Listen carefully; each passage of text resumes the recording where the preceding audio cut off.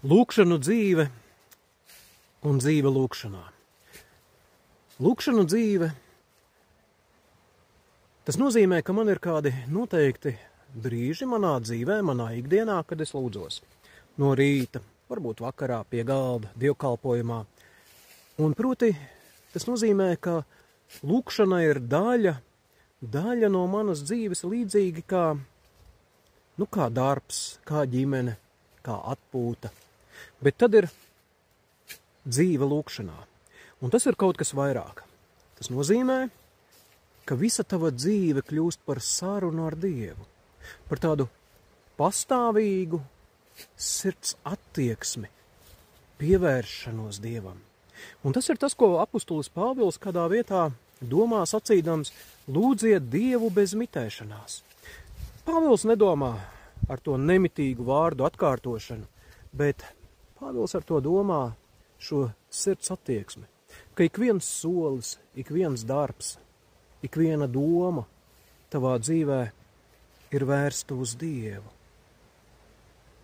Jā, dzīve lūkšanā un lūkšanu dzīve. Divas ļoti līdzīgas, bet vienlaicīgi ļoti atšķirīgas lietas. Lūkšana, tā nav Dieva informēšana par to, ko viņš jau zina. Tā nav savu vajadzību stāstīšana Dievam un prasīšana, lai Dievs kaut ko dod un dāvā. Nē. Lūkšana, tā ir patiesībā ļoti dziļa kopība ar Dievu. Tā ir kā elpa, kā pulss, kas uztur cilvēka dvēseli. Un lūkšana ir nevis tik daudz, ka tajā mēs stāstam Dievam, ko mēs vēlētos vai ko mums vajadzētu, bet mēs ļaujam Dievam sevi pārveidot. Šīs divas lietas, padomājiet kādreiz par to.